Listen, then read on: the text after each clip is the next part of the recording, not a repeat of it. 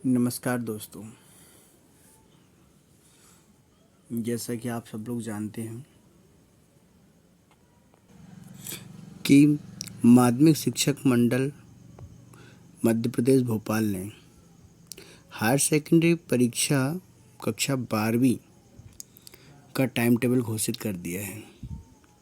जैसा कि आप जानते हो, फिजिक्स का पेपर तीसरा आ रहा है और जो कि सोमवार 21/2/2022 को होने जा रहा है। जैसे कि आप सब लोग जानते हैं, समय बहुत कम बचा हुआ है।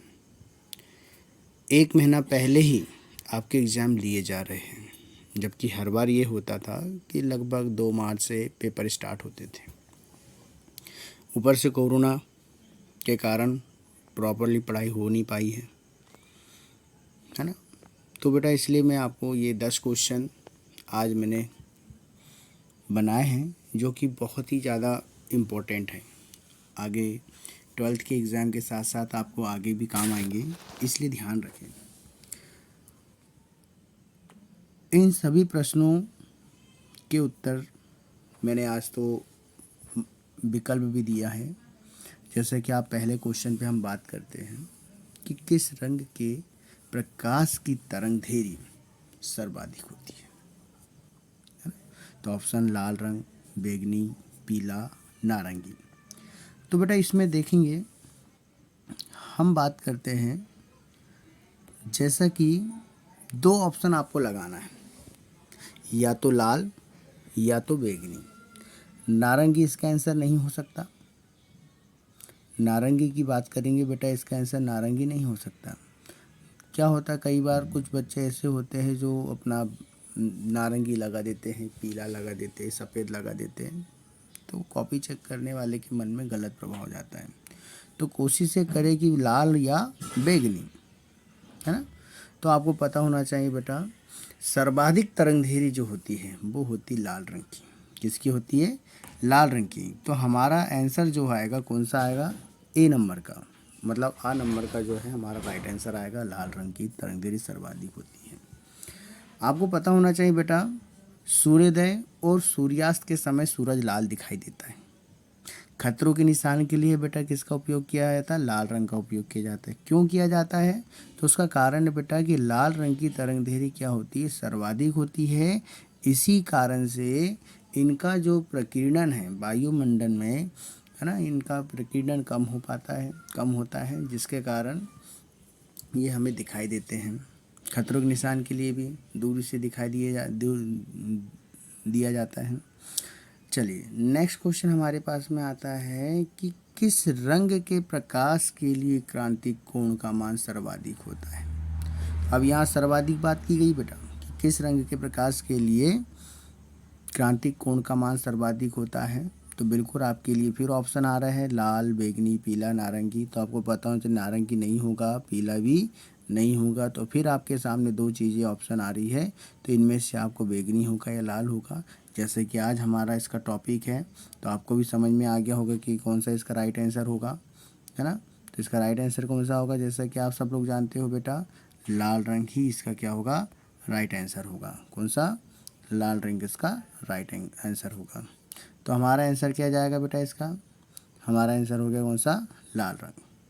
ठीक है, तो हमारा ये लाल रंग हमारा आंसर हो जाएगा। अगला बात करते बेटा, लाल रंग के बाद में अपने पास में आता है तीसरा क्वेश्चन आता है कि किस प्रकाश के लिए या किस रंग के प्रकाश के लिए लेंस की फोकस दूरी सर्वाधिक होती है। तो बेटा लेंस की फोकस दूरी जो सर्वाधिक होती है ये लाल रंग के लिए सर्वाधिक होती है। किस रंग के प्रकाश के लिए ऊर्जा का मान न्यूनतम होता है? किस रंग के प्रकाश के लिए? तो भैया इसका आंसर लाल आएगा। क्या आएगा? लाल आएगा। बेटा देखो, एक क्वेश्चन आता है कि क्या कारण है अंधेरे में फोटोग्राफी के लिए लाल रंग का उपयोग किया जाता है।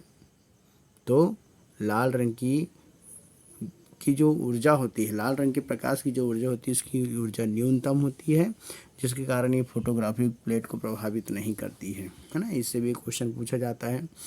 ठीक है, चलिए नेक्स्ट 5th नंबर का क्वेश्चन हमारे पास में आता है। जैसे कि आप देखते हो 5th नंबर का क्वेश्चन कि किस रंग के प्रकाश के लिए माध्यम का पर्तनांक न्यूनतम होता है।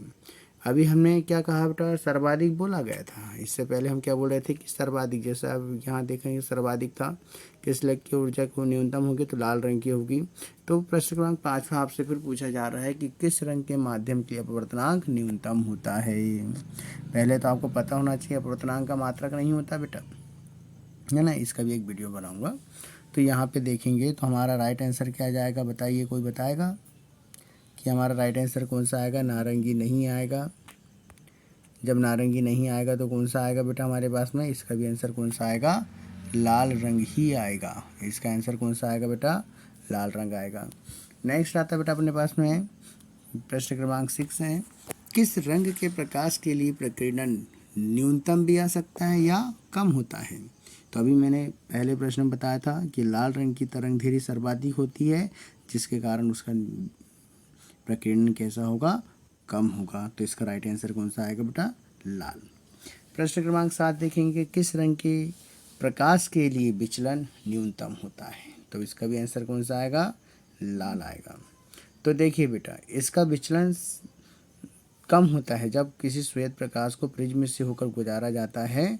तो बेटा अभिलंब के पास में लाल रंग होता है और प्रिज्म के आधार के पास में बैंगनी रंग आता है। इससे भी एक क्वेश्चन बनता है कि जब किसी श्वेत प्रकाश को प्रिज्म से होकर गुजारते हैं तो किस रंग का विचलन कम होगा। तो विचलन मतलब मार्ग से विचलन, तो इसका आंसर क्या आएगा, लाल रंग। प्रश्न क्रमांक 8वां, किस रंग के लिए आवृत्ति न्यूनतम होती है। कौन सा आएगा बेटा, लाल रंग। और किस रंग के प्रकाश की तीव्रता न्यूनतम होती है या कम होती है, इसका भी आंसर कौन सा होगा, लाल आएगा। अब ये क्वेश्चन हमारे पास में आता है 10वां प्रश्न क्रमांक। ये 10वां प्रश्न ये बोलता है बेटा कि किस रंग के लिए या किस रंग को प्रकाश को माध्य प्रकाश कहते हैं। तो बेटा देखो 7 रंग होते हैं, ठीक। जब 7 रंग को जोड़कर यदि 7 से भाग दिया जाए तो उसका जो नंबर आता है, तरंगधैर्य आती है, वो पीले रंग के बराबर होती है। किसके बराबर होती है, पीले रंग के बराबर होती है।